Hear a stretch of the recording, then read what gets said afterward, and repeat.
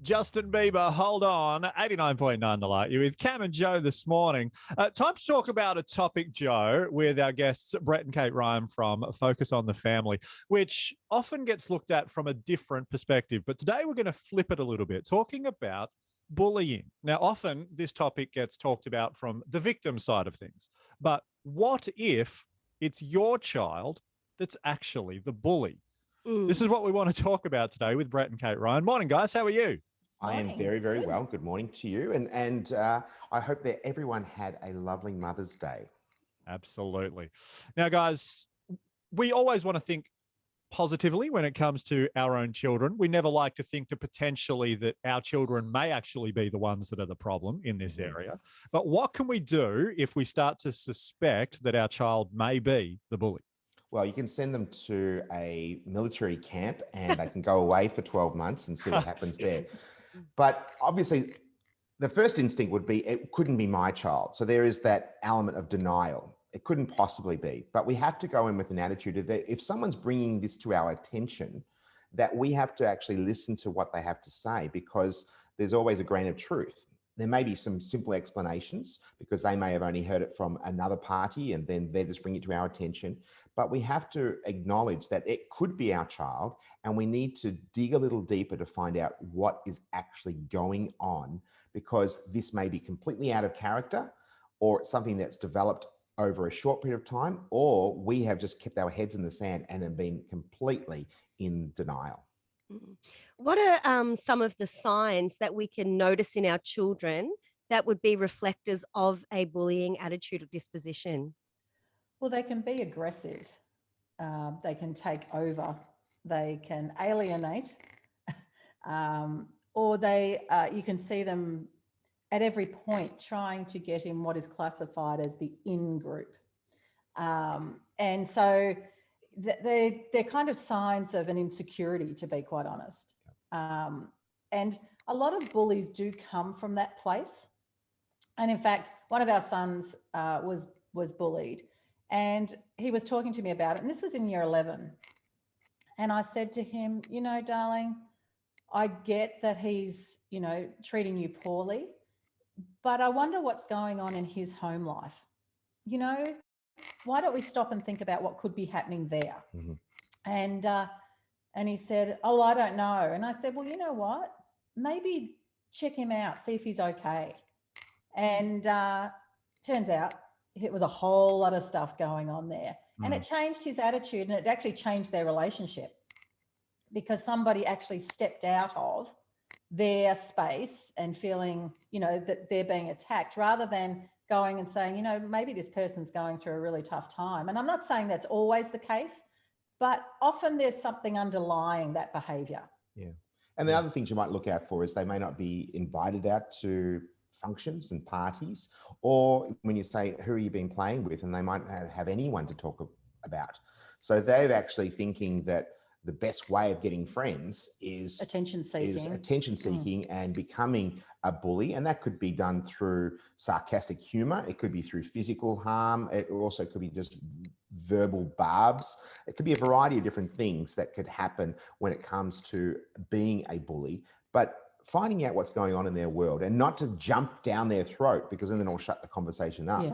Well, you want to be able to help journey with them to understand what's going on and give them some other healthy strategies of developing friendships, because you've got to put it through the lens that they may not even see the harm they're doing to themselves now and in the future, because they're just thinking that this is the best way of getting friends. And their brain is still not functioning, their prefrontal cortex, they're not thinking through the consequences of their actions and their words.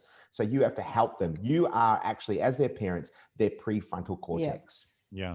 So how do we start the conversation as a parent? Because is it just going, so, son, I heard you've been roughing up little Timmy for his lunch money. What's the best way to just start this conversation going?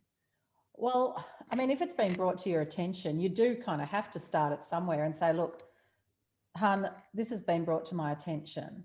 And you don't say where it's come from, because, that just sets them up to think that they're being watched everywhere. Let's face it, they are. Mums know. Yeah, mums know. They have a grapevine. Mums are a great grapevine. and looking out for each other's kids. And I think that's an approach we have to look at too, rather than being defensive if somebody brings something to our attention. We have to take it on board and say, you know, what is the issue here? And let's face it, if there is something going on at home, you're going to be aware of that yourself and recognize that if there is something going on at home, you say, look, I understand it's probably difficult. How are you, you know, processing that?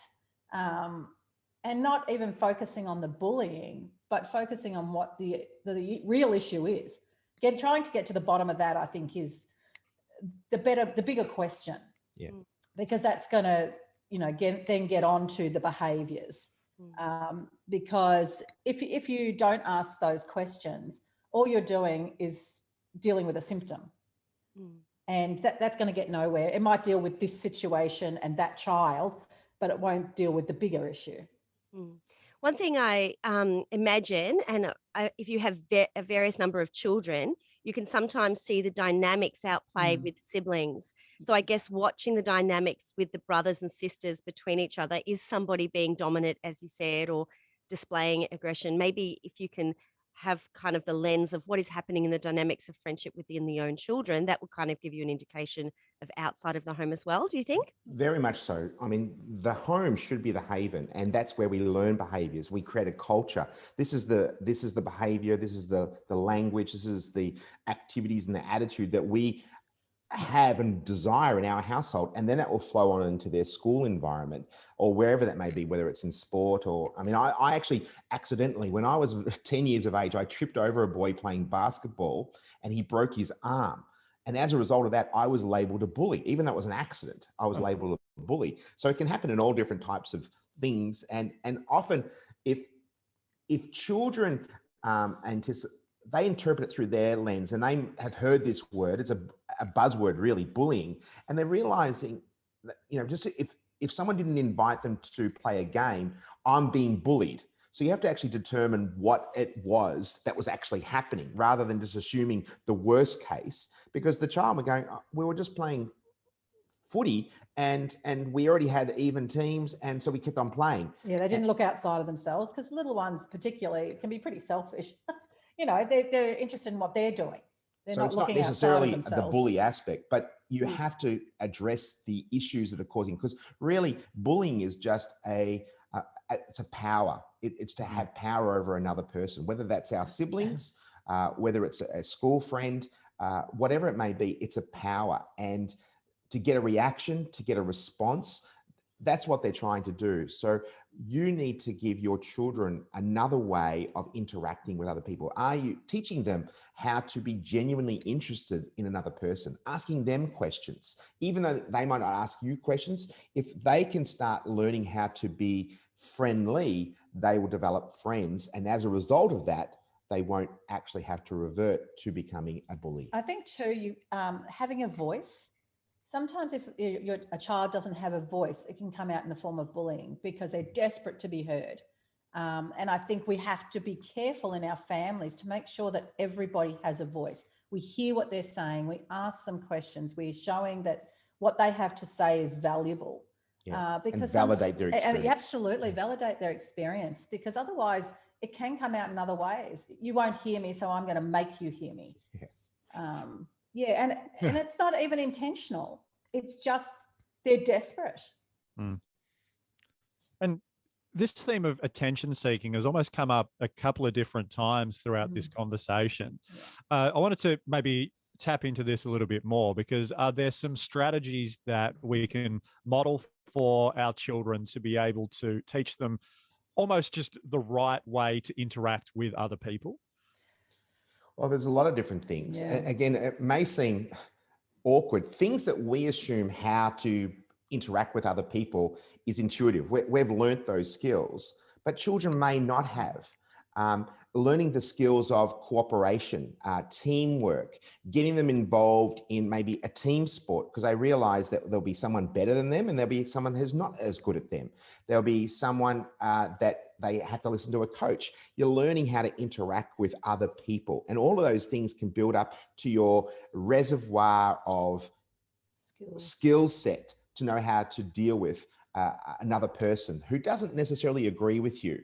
And you don't have to revert to verbal barrages. You don't have to get physical, and teaching them of kindness, compassion, consideration, thoughtfulness, thinking of others before themselves rather than being self-centered. You want them to be selfless. There's a whole array of different characters that we want to show our children, but it starts with us. I was going to say role modeling. How we talk about others behind their back, in front of them, being genuine, not being hypocritical. These are traits that our children are observing. Because if we start saying, such and such and such and such is doing this, and then when you're with them, it's lovely to see you, there's a disconnect, and your children are reading this message. What's going on? If mum or dad can do it, why can't I do it? And so we need to role model the best way of interacting and talking about others in a very positive way. And teaching them the art of how to ask questions and show interest.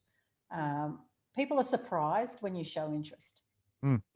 And we actually taught our boys how to ask questions and be interested in other people. And you'd be surprised how many times they come home and go, they don't ask me one question. Nothing. I can ask 6 questions, show a lot of interest, and not one question back. And so it is an art form, and it is something you need to teach them how to do, because it's not intuitive, especially in young people where they're quite self-focused. Yeah. It's all about me. I think too, hurting people hurt people. Isn't that the saying? And so another thing is, with all that we've learned, resilience and all that you've said about watching behavior, modeling behavior, that at the end of the day, everybody needs a degree of healing when they've been hurt, so that they know how to pass on that healing and not further hurt others. And so it's just been so great to hear all that you've got to say. And, our children aren't always angels. So being on the watch for them being, negative or... My children? Oh, no. My children? No way. But being open and honest to, sometimes your children can be hurt and sometimes they can hurt others. So having that perspective is really helpful. Yeah. Brett and Kate Ryan from Focus on the Family have so appreciated this conversation. Thank you for your wisdom and expertise as always. And we'll check in again soon. Okay. More than welcome. Bye-bye. Bye. 89.9 The Light. Positive Radio.